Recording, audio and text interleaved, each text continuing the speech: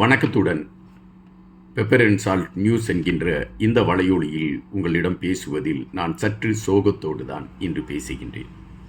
காரணம், அகமதாபாத் சர்தார் வல்லபாய் பட்டேல் விமான நிலையத்தில் இருந்து புறப்பட்ட விமானம் சுமார் 3 நிமிடத்திற்குள் அந்த விமானத்தில் பயணித்த சுமார் 170 பேருக்கு மேற்பட்டவர்களுடைய உயிர்நிலை என்ன என்கின்ற கேள்வியை எழுப்பியிருக்கிறது. ஆசையாக விமானத்தில் பயணித்த விடயங்களை காணொலிகளாக எடுத்து தன்னுடைய குடும்பத்திற்கு அனுப்பி மகிழ்ந்தவர்கள் இன்று உலகத்தில் இல்லை என்கின்ற அதிர்ச்சி சோகம் உண்மையிலே மனதை வாட்டுவதாக இருக்கின்றது. இன்று அனைத்து ஊடகங்களிலும் பிரதானமான ஒரு இடத்தை பிடித்திருக்கக்கூடிய இந்த சோக நிகழ்ச்சியை குறித்து நாமும் சிலவற்றை பார்த்து கொள்ள வேண்டியதாக இருக்கின்றது. அகமதாபாத் சர்தார் வல்லபாய் பட்டேல் விமான நிலையத்திலிருந்து லண்டன் மாநகரத்திற்கு சுமார் 230 பயணிகளோடு ஒரு விமானம் புறப்படுகின்றது. இந்த விமானத்தில் 12 ஊழியர்கள் இருக்கிறார்கள். 2 விமான ஓட்டிகள், 10 ஊழியர்கள் என 12 பேர் இந்த விமானத்தில் இருக்கிறார்கள். விமானத்தில் பயணித்ததில் 53 பேர்கள் இங்கிலாந்தை சார்ந்தவர்கள், ஒருவர் கனடா நாட்டை சார்ந்தவர். மீதமுள்ள 170 பேர் இந்தியாவை சார்ந்தவர்கள் என்பதுதான் அதிர்ச்சி தகவல்.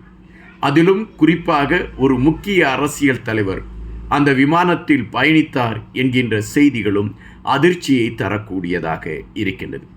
இந்த விமானம் புறப்பட்ட சில நிமிடங்களில் கட்டுப்பாட்டு அறையோடு இருக்கக்கூடிய தொடர்பை இழந்து விடுகிறது.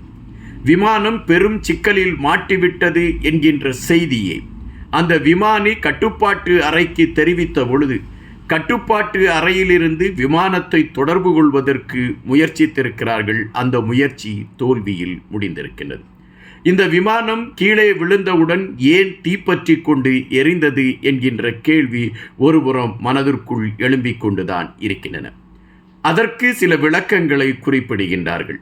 அந்த விளக்கங்கள் என்னவென்றால், விமானம் லண்டன் மாநகருக்கு செல்லக்கூடியதனால், அது நெடுந்தூரம் செல்லக்கூடிய விமானம் என்கின்ற காரணத்தினால் எரிபொருள் நிரப்பக்கூடிய அந்த பகுதியில் முழுவதுமாக எரிபொருளை நிரப்பி வைத்திருந்தார்கள். அதனால்தான் விமானம் கீழே விழுந்தவுடன் விமானம் தீப்பிடித்து எரிவதற்கான ஒரு களத்தை எட்டியது என்று குறிப்பிடுகின்றார்கள். விமானம் புறப்பட ஆரம்பித்த உடனேயே அந்த விமானத்தின் பயணத்தை மகிழ்வோடு ஒருவர் அதை காணொலி எடுக்கின்றார். அவர் காணொலி எடுத்துக்கொண்டு இருக்கக்கூடிய அந்த சூழலிலே விமானத்தில் ஒரு தடுமாற்றம் ஏற்படுகின்றது. அதன் பின்பு அந்த விமானத்தை சுற்றி ஒரு நெருப்பு பிளம்பின் ஜுவாலைகள் தெரிகின்றன. ஒட்டுமொத்தமாக விமானம் நிசப்தத்தை அடைகின்றது. கடைசியாக அந்த காணொலியை எடுத்தவர் உயிரோடு இல்லை என்பதுதான் வருத்தமான ஒரு பதிவாக இருக்கின்றது. அந்த விமானம் கீழே விழுந்து அதிலே மரணத்தை தழுவியவர்களில் 16 சிறு குழந்தைகள் என்கின்ற ஒரு அதிர்ச்சி தகவலும் சொல்கின்றார்கள். அந்த விமானம் விழுந்து அது தீப்பிடித்து எரிந்த இடம் ஒரு கல்லூரியின் விடுதி என்கின்ற செய்தி இன்னொரு அதிர்ச்சியை தருகின்றது.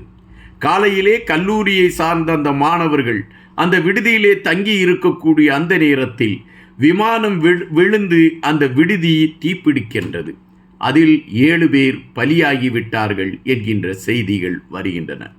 மனிதனுடைய உயிர் எப்பொழுது அவனை விட்டு பிரியும் என்கின்ற ஒரு விடயத்திற்கு எச்சூழலிலும் இறுதியிட்டு சொல்ல முடியாத ஒரு முடிவாகத்தான் அது இருக்கின்றது.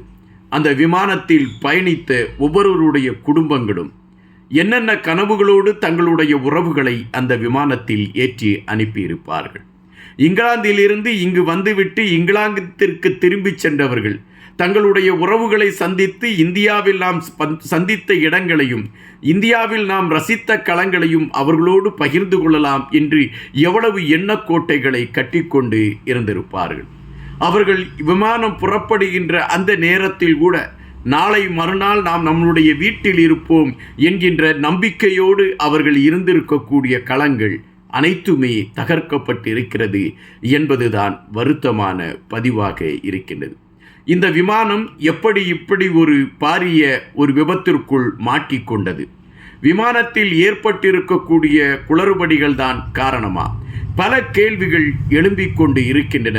இந்தியாவை ஒட்டுமொத்தமான சோகத்தில் இருக்கிறது என்பதுதான் நிஜம்.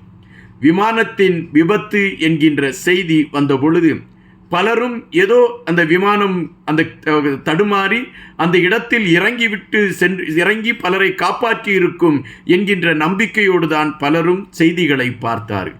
ஆனால் செய்திகளை பார்க்கின்ற பொழுதுதான் விமானம் விழுந்து தீப்பிடித்து எரியக்கூடிய அந்த காணொளிகள் கண்களில் தெரிய ஆரம்பித்த பொழுது அனைவருமே இடிந்து போய் அமர்ந்து விட்டார்கள்.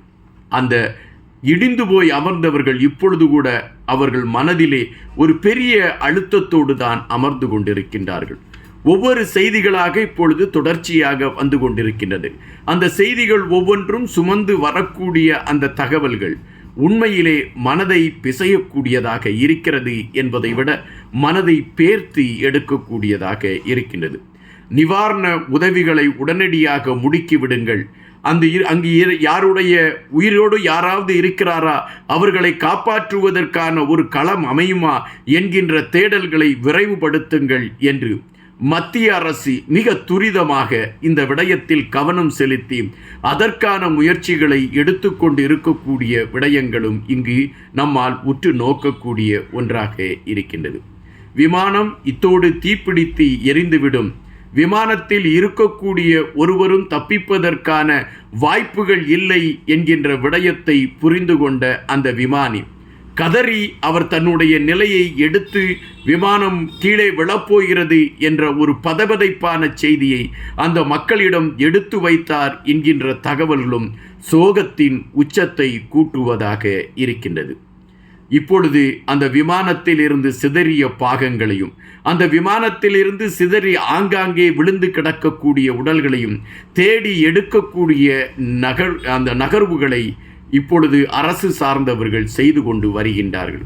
அப்படி அவர்கள் செய்து கொண்டு இருக்கக்கூடிய இந்த சூழலில் அவர்கள் தேடி எடுக்கக்கூடிய அந்த உடல்களில் ஒவ்வொரு தீப்பிடித்த உடல்கள், சிதறி கிடக்கக்கூடிய உடல்கள், அந்த குழந்தைகளுடைய அந்த உடல்கள் சதைகள் பிந்து போய் கிடக்கக்கூடிய நிலைமைகள் என்று அதிர்ச்சிகளை கூட்டக்கூடிய ஒரு விபத்தாக இந்த விபத்து மாறியிருக்கிறது என்பதாகத்தான் கணிக்க முடிகின்றது. உலகத்தில் எப்பொழுதுமே மனிதர்கள் சந்தோஷமாக இருந்துவிடக்கூடாது என்பதற்காக இறைகள் திட்டமிட்டு இதுபோன்ற சதிகளை செய்து கொண்டு இருக்கிறதா என்கின்ற கேள்விகள் தான் இங்கு எழும்புகின்றன.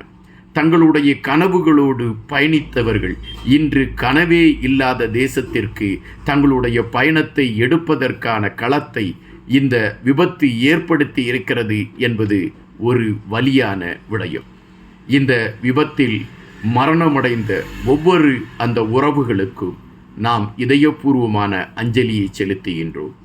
அவர்கள் மீண்டு வருவார்கள் என்ற நம்பிக்கை மட்டும் நம் மனதிற்குள் இருக்கிறது. அதற்கான ஒரு களத்தை இறை கொடுக்க வேண்டும் என்ற வேண்டல்தான் நம் முன்னாலும் இருக்கிறது. நன்றியுடன் இன்பா.